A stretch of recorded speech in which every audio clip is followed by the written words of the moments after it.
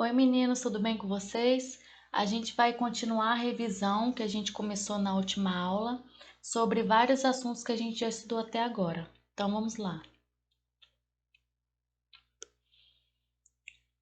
Primeira questão: a adição de iodo ao sal de cozinha comercializado tem por objetivo a melhoria da saúde por quê?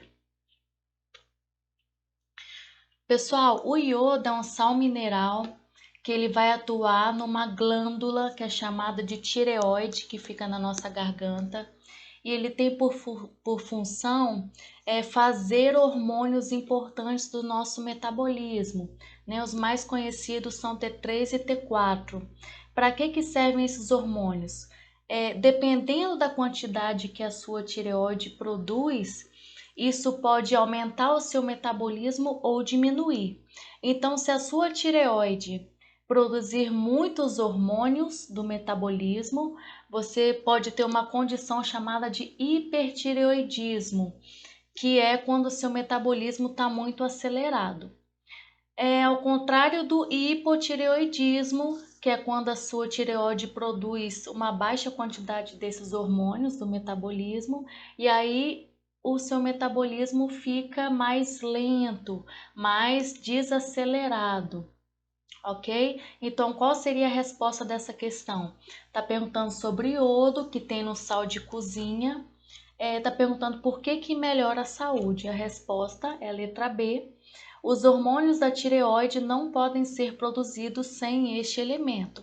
Então, para produzir o T3 e o T4, que são os hormônios do metabolismo, que podem acelerar ou desacelerar o seu metabolismo, a tireoide vai precisar do sal mineral iodo, ok? As outras respostas estão muito fora do contexto. Então, por exemplo, a letra A está falando que o iodo é um controlador das atividades endócrinas em seres humanos. Aqui está falando de atividades endócrinas no geral. O que são atividades endócrinas? É quando se trabalha com hormônios. Nesse caso aqui da questão, a gente fala de hormônios do metabolismo e na letra A está falando de atividades endócrinas como um todo, porque a gente não tem só hormônio de metabolismo, a gente tem hormônio, por exemplo, produzido pelo pâncreas, produzido pelas adrenais, que é uma região lá dos rins, né, no nosso sistema nervoso. Então, em vários locais, o nosso corpo pode produzir hormônios. Só que a questão está falando só do iodo, né? Então a gente tem que associar a tireoide. A letra C está falando de sistema nervoso, não tem a ver. A letra D fala de sistema imunológico, também não tem a ver com iodo. E a letra E está falando que é um sal mineral cuja ausência pode acarretar desnutrição. Não, geralmente desnutrição tem mais a ver com proteína, tá certo? Então a letra B é a nossa resposta. Pessoal, as questões estão com números aleatórios, porque elas foram selecionadas. Próxima questão. Os sais minerais desempenham funções importantes no organismo, podendo ainda entrar na constituição de alguns compostos orgânicos. Os ácidos biológicos, DNA e RNA, apresentam na sua constituição. Está perguntando aqui o que o DNA e o RNA têm. Eu coloquei uma imagem aqui para a gente poder relembrar. Nucleotídeo, pessoal, como que é composto um nucleotídeo? Fosfato, que é essa bolinha aqui, a pentose, que é o açúcar de 5 carbonos, e a base nitrogenada, que a gente tem adenina, timina, a gente tem uracila, se for o RNA. A gente tem guanina. Então, dependendo do ácido nucleico que a gente estiver falando, a pentose pode mudar e a base nitrogenada também. Então, por exemplo, se eu estiver falando de um DNA, qual vai ser a pentose? Vai ser a desoxirribose. Se eu estiver falando de RNA, qual que vai ser a pentose aqui do meio? Vai ser a ribose. Então, desoxirribose é a pentose do DNA e ribose é a pentose do RNA. Então, a pentose é o açúcar de 5 carbonos. Já a base nitrogenada, se tiver uracila, a gente sabe que a gente está se tratando de RNA. Se tiver as outras, DNA, ok? Aí vai depender do contexto. Então, está perguntando aqui o que o DNA e o RNA têm em comum. A gente tem, pessoal, o grupo fosfato, né? O grupo fosfato, ele vai ter um elemento chamado de fósforo, que é a resposta da nossa questão. Lá na tabela periódica que vocês estudam em química, vocês podem perceber que o elemento fósforo ele está representado pela letra P.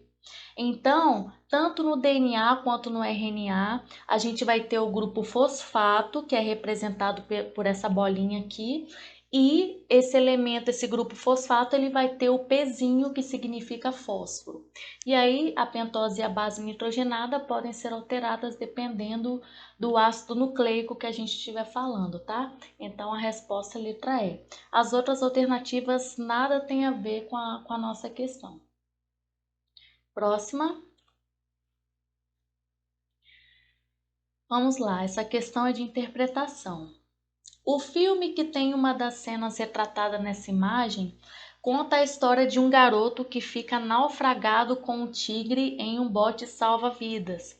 Ele encontra um manual que mostra como ele deve agir para sobreviver ao naufrágio.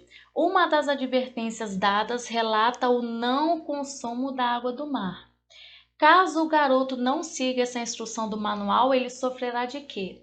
Pessoal, essa questão, ela fala sobre um processo muito famoso que a gente já estudou, que é chamado de osmose. Osmose a gente lembra de água, né? Passagem de água do meio menos concentrado para o mais concentrado. Aqui nessa questão a gente vai ver um exemplo prático disso. Então, o que a questão diz, né? Ela fala que um rapaz tá lá no meio do mar e ele tem ali uma instrução, né? Que ele tem que seguir. Tá falando para ele não consumir a água do mar. Por quê? Porque se ele bebe água do mar, como a água do mar ela é muito salgada, ela é muito concentrada, isso aí pode alterar o processo de osmose lá nos tecidos dele, no vaso sanguíneo. Então aqui do lado, ó, eu coloquei um vaso sanguíneo e agora eu vou explicar para vocês como que acontece o processo de osmose nesse vaso sanguíneo e com relação à pressão também, se aumenta ou diminui. Então vamos estudar. Pessoal, quando a pessoa ingere uma coisa, um alimento muito salgado, ou no exemplo da questão água do mar, que é muito salgada, muito concentrada, nós ingerimos esse alimento, o nosso sistema digestório vai digerir, né? E aí, esse alimento que já está digerido, ele vai cair na corrente sanguínea. Ou seja, isso quer dizer que dentro, olhem na imagem, dentro dos nossos vasos sanguíneos, como a gente ingeriu o alimento, vai estar muito concentrado. Então, se eu comparar dentro do vaso sanguíneo e fora do vaso sanguíneo, fora são os nossos tecidos no geral, por exemplo, o tecido epitelial, o tecido muscular, o tecido nervoso, né? Então, se a gente for comparar, dentro do vaso sanguíneo vai estar muito concentrado, né? Porque, por exemplo, se a pessoa bebeu água do mar, essa concentração de sal vai parar dentro do sangue dela, dentro dos vasos sanguíneos. Então, aqui dentro, ó, dentro do vaso sanguíneo, vai estar muito concentrado, ou seja, vai estar mais concentrado do que nos tecidos. Então, deixa eu ver se eu coloco uma caneta aqui para representar. Então, aqui, ó, dentro do vaso sanguíneo vai estar mais concentrado, por quê? Porque a pessoa ingeriu um alimento salgado ou a água do mar e dentro do sangue tem muito sal. E nos tecidos, por exemplo, o epitelial ou nervoso, em comparação com o vaso sanguíneo, está pouco concentrado. Então, aqui a gente tem essa situação. Agora, vamos conceituar o processo de osmose. O que é osmose mesmo? É a passagem de água do meio menos para o mais. Ou seja, a água sempre vai atrás de onde está mais concentrado. Então, para onde a água vai seguir? A água vai do vaso sanguíneo para o tecido ou do tecido para o vaso sanguíneo? Qual caminho a água vai seguir? Como a água vai sempre para o lado mais concentrado, a água vai sair do seu tecido, quer dizer, do tecido do rapaz a questão, né? Vai sair do tecido e vai para dentro do vaso sanguíneo. Então a água sai do tecido e vai para o vaso sanguíneo. Ou seja, aqui dentro do vaso vai ter mais água. E o que que isso tem a ver com a questão? Pessoal, quando a gente come um alimento muito salgado ou muito doce também, como dentro do vaso sanguíneo vai estar mais concentrado, o nosso tecido ele vai ficar desidratado, correto? Porque ele vai perder água para o vaso sanguíneo. Então, por isso que às vezes a gente sente sede quando come algo muito salgado. Então, o nosso tecido vai perder água para esse vaso sanguíneo. Vamos imaginar uma mangueira lá no quintal da sua casa. Lá tem uma mangueira e aí, vamos supor que a torneira esteja só um pouquinho aberta. Pergunta que eu faço para vocês: a pressão nesse momento vai estar alta ou baixa? Vai estar baixa. Por quê? Porque a quantidade de água dentro daquela mangueira não vai estar tão alta assim, vai estar baixinha. Agora, se você abre a mangueira, vai ter mais água lá dentro da mangueira, certo? E o que que acontece com a pressão dessa mangueira? A pressão vai ficar mais alta. É a mesma ideia do vaso sanguíneo. Vamos supor que o vaso sanguíneo seja uma mangueira. Se tiver pouca água, a pressão vai ficar mais baixa. Se tiver mais água, a pressão vai aumentar. Então, olha para essa situação. Vai ter mais ou menos água dentro do vaso sanguíneo? Vai ter mais, porque a água, a tendência da água é sair do tecido e ir para dentro do vaso sanguíneo. Aí tem gente que me pergunta: "Ah, professora, eu nunca entendi por que que a pessoa, se ela tá nessa situação aqui, né, lá no meio do mar, se ela tomar água do mar, por que que ela morre depois de um tempo?" Pessoal, a pessoa tem vários tecidos no corpo. Um deles é o tecido nervoso. Então, se a água que está no tecido nervoso for para dentro do vaso sanguíneo, o que que vai acontecer? São duas coisas que acontecem ao mesmo tempo. Primeiro, a pressão dentro do vaso sanguíneo vai subir, porque a água está indo para dentro do vaso sanguíneo. E o tecido fica como? Ele fica desidratado, porque ele está perdendo água, a água do tecido está indo toda para o vaso sanguíneo. Então, são duas coisas que acontecem ao mesmo tempo. Então, qual seria a resposta da questão? Letra E, desidratação dos tecidos, porque vai perder água, e aumento do volume sanguíneo. O aumento do volume dentro do vaso sanguíneo vai acabar aumentando a pressão da pessoa. Então, são duas coisas que acontecem. Essa questão é bacana, né? Porque ela é uma interpretação, né? Que trata da osmose. Próxima questão. Aqui a questão fala sobre intolerância à lactose, né? Vou ler bem rápido aqui. É uma inabilidade para digerir a lactose, ou seja, a pessoa tem dificuldade para digerir a lactose, que é um açúcar, né? O açúcar do leite. Aí tá falando aqui que a lactose é um disacarídeo e sua absorção requer hidrólise e tal. Não vou ler a questão, o texto todo não. O que que a questão tá perguntando aqui? Olha aqui, vamos direto para ela. Vou pegar o meu laser. A ação dessa enzima aqui, chamada de lactase, sobre a lactose produz o quê? O que a questão está querendo? Se eu pegar a lactose, que é um disacarídeo, e quebrar ela, o que eu posso produzir? Resposta, letra C. Glicose mais galactose. Então, aqui do lado eu coloquei um quadrinho. Esse assunto a gente já estudou em sala e eu coloquei aqui para a gente relembrar. Olha aqui no meio, lactose. Se eu quebrar a lactose, eu vou produzir 2 monossacarídeos, que é a glicose mais galactose. Então, eu vou produzir 2 monossacarídeos. Se a questão tivesse falando da sacarose, que uma enzima quebra a sacarose, que a gente poderia produzir? Glicose mais frutose. E se a enzima fosse uma maltase que quebra a maltose? Aí a gente iria conseguir glicose mais glicose. Então, isso aqui é uma decoreba que pode ser cobrado em prova. Então, se a gente quebra a lactose, a gente produz 2 monossacarídeos, que é a glicose e a galactose. As outras alternativas estão todas erradas. Próxima questão. O destino de uma molécula de celulose presente nas fibras encontradas na alface ingerida por uma pessoa numa refeição é... Pessoal, essa questão aqui é bem legal porque acaba tirando um mito, assim, vamos dizer assim, que as pessoas têm.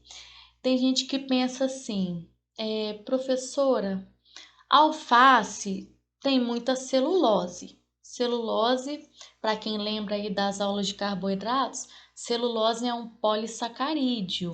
Lembra que a gente conversou que celulose é um polissacarídeo que está na parede celular dos vegetais? Sei que vocês lembram. Então, continuando. Se a pessoa ingere alface, o que acontece com essa celulose no nosso corpo? Ela vai ser absorvida pelo corpo ou não? Pessoal, a celulose, quando passa pelo nosso tubo digestório, pelo nosso sistema digestório, ela não é absorvida, ela não vai para o sangue. Por quê? Porque o tipo de glicose que tem na molécula, né, várias moléculas de glicose, é diferente do amido. Então, essa é a primeira diferença. Segundo, como a celulose não vai ser absorvida pelo nosso corpo, ela vai ser eliminada pelas fezes. Concordam comigo? Só que tem um porém. Para a celulose ser eliminada pelas fezes, o nosso corpo vai precisar da bile para poder expulsar essa celulose. Então, olha para essa imagem aqui, ó. A gente tem o fígado que produz a bile e a gente tem aqui, ó, nesse cantinho, a vesícula biliar, que é uma bolsinha que armazena essa bile que está sendo produzida pelo fígado. E aí, o que acontece? Quando a gente ingere a celulose, alface, por exemplo, vamos olhar o caminho aqui, ó. Passou pelo tubo digestório, passa pelo estômago e vai lá para o intestino. Quando a celulose chega no intestino, o que vai ser liberado lá para o intestino para ajudar a eliminar essa celulose? A bile. Então, a bile que está aqui dentro, ó, dentro dessa bolsinha, ela vai sair daqui e vai lá para o intestino. Então, essa bolsinha, ela vai sendo esvaziada. E aí, como é que o corpo faz para repor essa bile? Para o fígado fazer mais bile e mais bile ser armazenada aqui na vesícula. Pessoal, o corpo vai precisar de uma matéria-prima para fazer essa bile. E qual é essa matéria-prima? É o colesterol. E esse colesterol pode estar lá nos vasos sanguíneos. Então, olha para essa imagem aqui, para essa primeira imagem. Vamos supor que a pessoa não tenha uma vida muito saudável e dentro do vaso sanguíneo dela, dos vasos sanguíneos, tá cheio de colesterol. Então, ela tem placas de colesterol dentro dos vasos sanguíneos. Aí vamos supor que essa pessoa decidiu mudar o estilo de vida dela e começou a comer muita salada, né? Só que ela não sabe muito bem para quê. Ela sabe que é saudável e ela começa a se alimentar e comer muitas folhas, né, que tem celulose, começa a comer muita fibra. O que vai acontecer? A celulose vai caindo no intestino dela e aí a bile vai sendo gasta.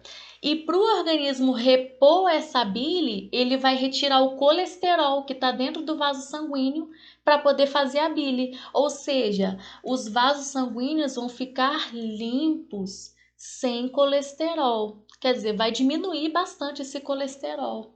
Então, o que que acontece com essa celulose que está no alface, na salada no geral? Resposta: essa celulose vai ser eliminada pelas fezes sem sofrer alteração no tubo digestório. Ou seja, a celulose não vai ser absorvida, ela vai ser eliminada. Só que para ela ser eliminada, o corpo vai utilizar a bile, que está reservada lá na vesícula.